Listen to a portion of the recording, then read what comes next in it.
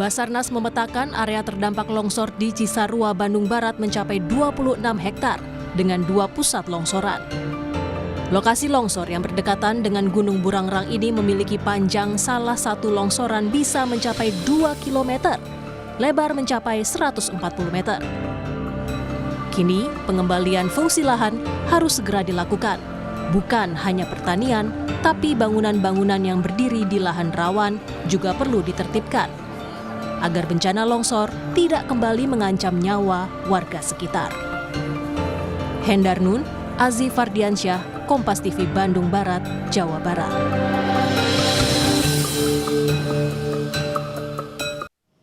Sudah membahas soal tragedi longsor Cisarua, Bandung Barat, kita sudah bersama dengan ahli geologi teknik ITB, Imam Ahmad S. Selamat malam, Assalamualaikum Pak Imam. Waalaikumsalam warahmatullahi wabarakatuh, Kang Ibrahim. Baik, Pak Imam, sebetulnya kondisi lahan di Cisarua di Bandung Barat ini seperti apa? Apakah sebelumnya pernah ada kajian tidak Pak kalau daerah ini rawan longsor? Ya, mestinya seluruh daerah di Indonesia ya, kalau Kang Ibrahim juga pernah, saya harap pernah melihat ya, sudah dipetakan oleh Badan Geologi, ada yang namanya peta zona kerentanan gerakan tanah, tetapi memang cakupannya masih regional gitu ya. Dan kalau saya lihat ya secara seksama dari peta tersebut, memang di daerah Cisarua, terutama di perbukitan-perbukitan yang terjal itu masuk kategori longsoran menengah, ada juga beberapa bagian juga longsoran yang tinggi gitu ya. Artinya potensi longsor ada gitu ya, tentunya. Seperti itu. Potensi longsor ada, tadi Anda juga menyinggung soal longsoran tinggi. Apakah artinya ini masih sangat rawan, sangat berbahaya daerah itu Pak? Ya, longsor bisa terjadi di mana saja. Ya, pada prinsipnya kalau kita memiliki topografi yang miring dengan kelerengan yang terjal gitu ya, cenderung longsor lebih mudah terjadi ya. Dan seperti yang terjadi di Cisarua, terutama di Desa Pasir Langu ya, kita ketahui bahwa sumber materialnya sebenarnya dari bagian bukit ya, bahkan relatif bagian atas bukit dari Burangrang ya, yang memang memiliki lereng yang terjal gitu ya.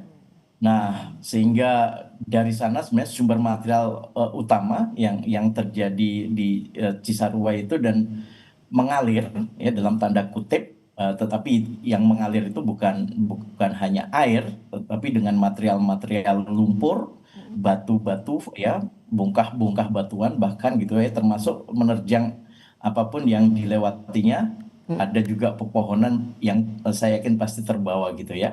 Nah, itulah yang sangat dahsyat sebenarnya mengakibatkan dampak yang besar sekali di area pemukiman di bawahnya. Itu sudah lama terdeteksi Pak? Sebenarnya kalau tanda-tanda satu bencana itu ada, termasuk longsoran ini ya. Ini longsoran yang memang masuk dalam kategori atau jenis aliran atau flowing gitu ya, mengalir. Karena kalau Kang Ibrahim pernah ya mendengar bahwa longsor itu jenis atau tipenya banyak ya. Nah, yang terjadi di Cisarua di Desa Pasir Langu ini memang tipe yang saya sebut sebagai aliran. Nah, dalam tipe ini memang yang tadi saya katakan ya, yang cukup bisa mengakibatkan kerusakan adalah aliran air yang di dalamnya ada sedimen yang terbawa ya, baik lumpur, kerikil sampai bongkah-bongkah batuan. Itu yang terjadi.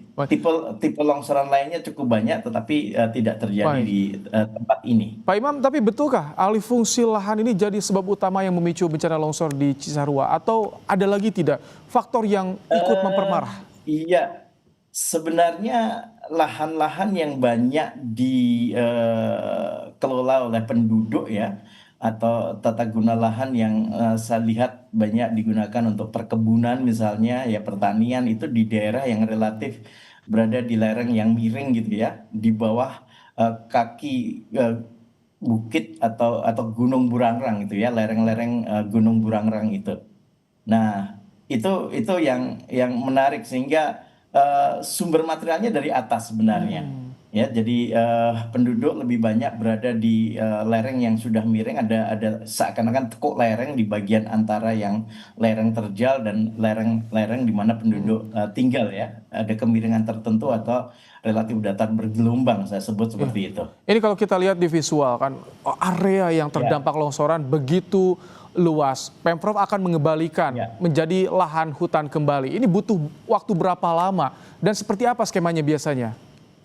Ya, jadi sekali lagi material yang menerjang daerah yang di bawah itu di mana penduduk tinggal, kemudian ada juga aktivitas perkebunan, pertanian, itu adalah daerah yang saya sebut sebagai kalau kita bicara sistem atau jenis aliran longsoran ini gitu, ada sumber atau area sumber yang kita harus waspadai, yang biasanya di sana juga ada jenis-jenis longsoran yang klasik lah ya. Bisa longsoran lengkung atau nendatan sebutannya. Nah, yang terjadi ya, kalau dari analisis saya itu ada longsoran dulu di bagian hulu, nanti membendung aliran dari sungai yang ada Jadi untuk jadi existing. hutan kembali itu jadi solusi, Pak Imam? Ya, kalau di atas sudah hutan, ya, di atas itu sudah hutan. Nah, kalau di bawah, kalau itu dihutankan kembali, ya paling tidak itu daerah yang mungkin nanti bisa membuat zona buffer dari sungai itu kita batasi dengan daerah-daerah yang ya dikembalikan lagi daerah hijau, sehingga bisa menjadi seakan-akan pagar atau pembatas gitu ya. Kalau terjadi aliran di sungai existing yang ada, dia tidak melebar lagi gitu ya. Oke. Jadi seakan-akan sekarang ini karena ya penduduk tinggal relatif dekat dengan sungai, dengan aktivitas juga perkebunan dan sebagainya, ya relatif dengan sungai itu tidak jauh gitu ya. Sehingga memang pada bagian tekuk lereng ke bawah itu longsor yang mengalir dari atas itu seakan-akan melebar gitu ya, atau aliran lumpur yang mengalir dari Baik. atas itu akan melebar. Tadi dikatakan bahkan lebarnya lebih dari 100 ya. Saya Iya. lupa tepatnya sebenarnya. Baik, ini kita tunggu langkah dari Pemprov Jawa Barat untuk mengembalikan lahan tersebut untuk kembali jadi hutan setelah digarap sebagai lahan pertanian oleh warga, dan warga juga akan direlokasi ke tempat yang lebih aman. Terima Ya, kasih. saya berharap sisi-sisi sungainya Ya. ya memang dikosongkan dari pemukiman, dan lebih baik memang digunakan secara terbatas, dan lebih baik lagi ada tumbuhan-tumbuhan besar yang bisa menjadi nanti ya barrier alami atau pembatas alami gitu. Buffer Kalau alami memang bagi longsor atau aliran di kita sana ya. berjaga-jaga Baik. suatu saat kalau terjadi lagi. Terima kasih untuk pandangannya Pak Imam Ahmad S, Sama-sama, ahli Brian. Geologi Teknik ITB dalam program Kompas Malam hari ini. Terima kasih. Baik.